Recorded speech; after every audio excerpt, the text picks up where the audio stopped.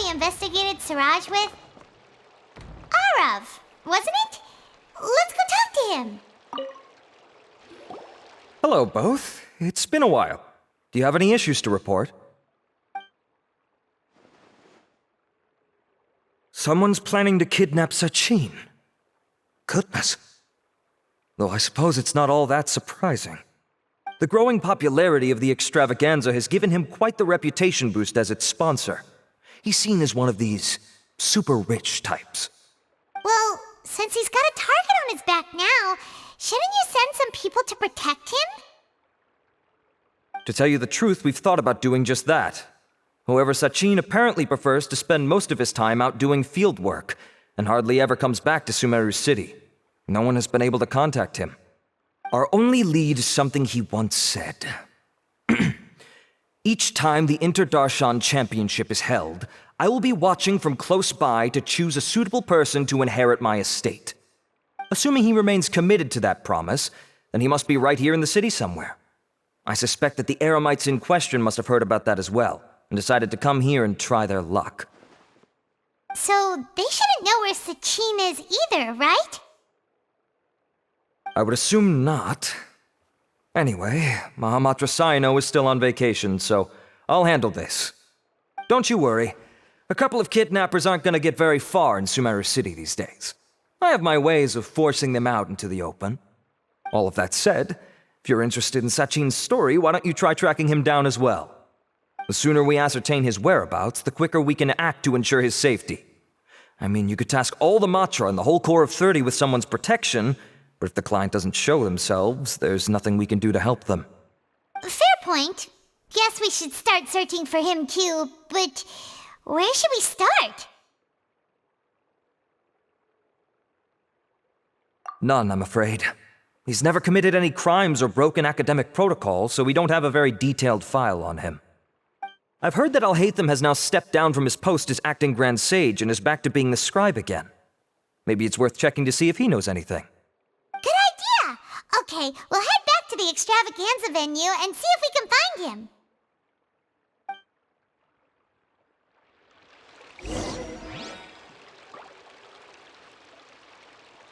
Rest assured that I will bring these criminals to justice.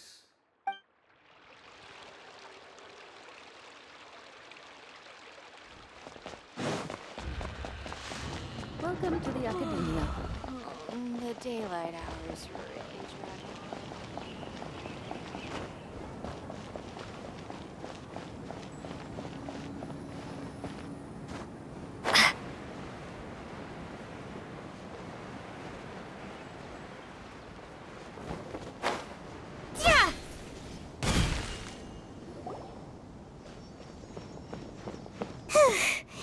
Hey, Nilu, have you seen Alhaitham anywhere?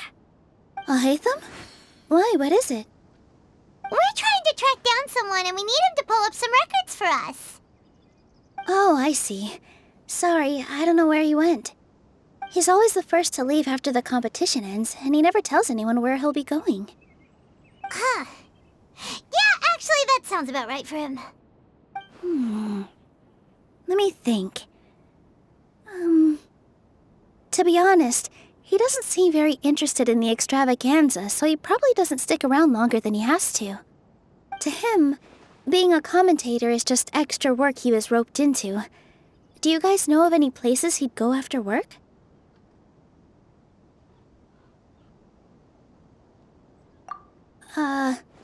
There's still one more round to go. Would he really go to a tavern in the middle of the competition? Oh, here's a thought. Maybe he just went straight home. Paimon remembers that his house isn't that far from here, so we might as well check it out.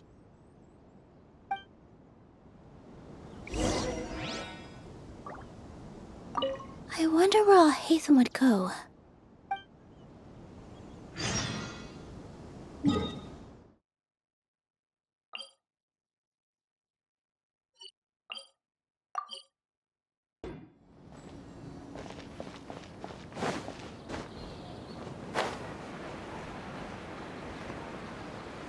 Such a struggle every time I talk to those scholars.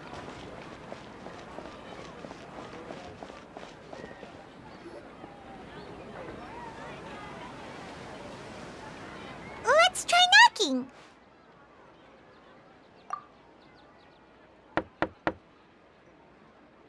No answer? Maybe no one's home. Hello? Alhaitham? Are you in? We need your help with something. Oh, it's you two? Oh, Kaveh, you're home. Come on in, I'll get the door for you. We didn't hear a peep when we first knocked. We thought no one was home. Well, I can't be too careful. If someone from the academia came here looking for Alhaitham, and I opened the door for them without thinking, before long the whole city would know that I'm living here. You're pretty conscientious about this, huh? So, what happens if someone comes inside looking for him while you're at home?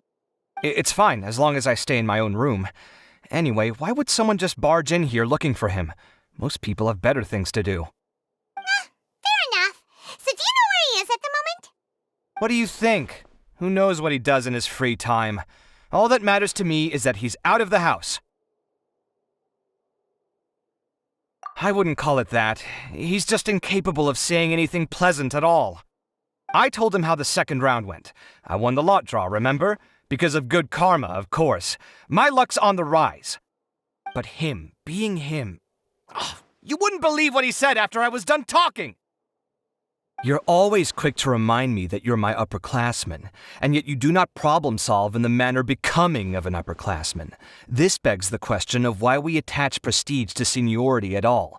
What does he mean, manner becoming of an upperclassman? What, am I supposed to earn the title of upperclassman now? And he didn't stop there. He said, I'd encourage you to reflect on why you've ended up having to rely on luck every round. Frankly, it's incomprehensible to me how you've managed to make it to this age without acknowledging the proverbial elephant in the room of your life. Yeah, that does sound like something Alhaitham would say. I've had it with him. Every time I talk to him, it's the same way. He finds a way to infuriate me every single time. Anyway, the disdain is very much mutual between us, so I'll be moving out as soon as possible. I'm actually packing my things right now. He'll have to get used to doing his own cleaning and tidying from now on. See those perfectly hung paintings on the walls? They're coming with me too. If his life wasn't utterly devoid of artistic sensibility already, it certainly will be after today. Wait, you're moving out already? But the competition isn't even over yet. How can you afford it? Well, obviously I can't just yet. I'm just packing early to get ahead of the game. I've got my new place picked out already. The moment I have my hands on the prize money, I'm going to buy it and move my things right in. It'll take me 3 days tops to move out of here for good. I now know what I have to do to achieve this goal. No matter what happens in the third round, I will win. I will emerge triumphant. You'll see. Well, we'll be rooting for you. But are you sure you'll be all right? In what way? Layla said that she thinks you'll get caught up in internal conflict. Meaning what exactly? Oh, don't tell me you think I have serious personality flaws too. Oh, we didn't say that. But think about it. You say you want to win, but you also turned Farozan down when she offered to give you her points. Plus, you took it upon yourself to help those desert foxes. Wait, what's so unusual about all that? I gave you my reasons. I would have felt guilty otherwise. Where's the conflict in that?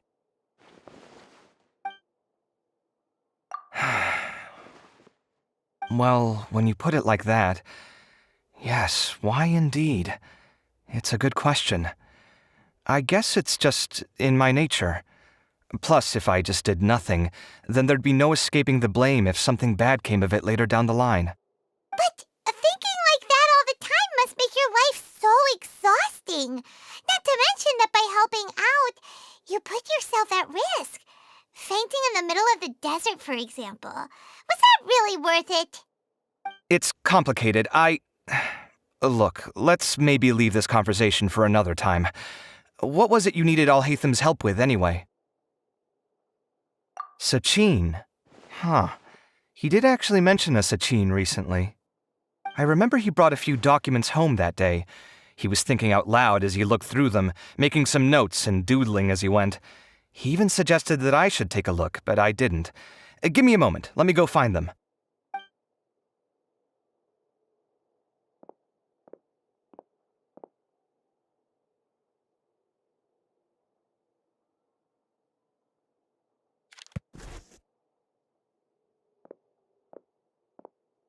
Ah, this is the one. Here, take it. You sure he'd be okay with this? With taking liberties? He's certainly okay with helping himself to my beer whenever he pleases. And anyway, he did ask me if I wanted to read his notes. I didn't see the point at the time, so he just left them on the side. He doesn't leave documents lying around unless he's okay with other people reading them. It's fine, I promise. Cool, if you say so. Okay, let's see what he's got on Sachin.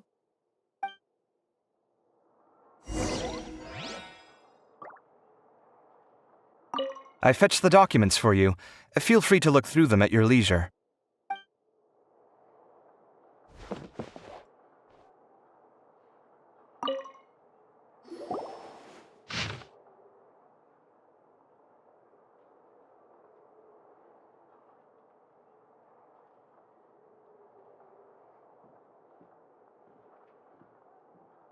That was a lot of information. Paimon's getting a headache. So, to sum up, Sachin put the academia in charge of managing his estate and went off to do research, right? He even said that if he really liked one of the contestants, he wouldn't just give them a reward, but his entire estate as well. Oh, that must be worth heaps and heaps of mora. What? Are you serious? All of Sachin's wealth, that's more than I could spend in a lifetime, surely. Heck, if I got chosen, I'd be able to pay off all my debts, then buy a new place, and still have cash to burn. I could build another Palace of Alcazar's array, except this time I'd make it 10 times bigger. Oh, then there's that new project in Port Ormos, of course. The bridge renovation. To do it properly would take upwards of... Hey, snap out of it! You're getting way ahead of yourself there, mister. You're right. First I need to focus on winning and moving out of this place. Huh? Wait a moment. There's a loose slip of paper tucked in between these pages. Did Alhaitham write this? It looks like he was jotting ideas down as he was thinking things over. Let's see. Two phrases have been circled. Sachin, dead or alive, unknown, and diadem of knowledge. Some of this stuff is just plain incomprehensible. Is this written in some other language? Let me see. Huh. I recognize this script. Give me a second. Lofty ideals may provide no defense at all against nihilism, but perhaps little decisions can. That's a rough translation anyway. I can't guarantee it's 100% accurate. There's another smaller line of text underneath. Why would he bring that up? Wow, it's so cool that you can actually read this script! We worked together on a project once when we were students. The title was Decoding the Runes and Architectural Philosophy of the Ruins of King Deshret's Civilization. I had to familiarize myself a little with this script at the time. Oh, interesting. So, any idea what Alhaitham meant by all this? Who knows? The way his mind works is one of the great mysteries of the world. Fair enough. Well, guess we've learned all we can here. Yeah, he better catch those crooks. But until then, let's just head out for a stroll.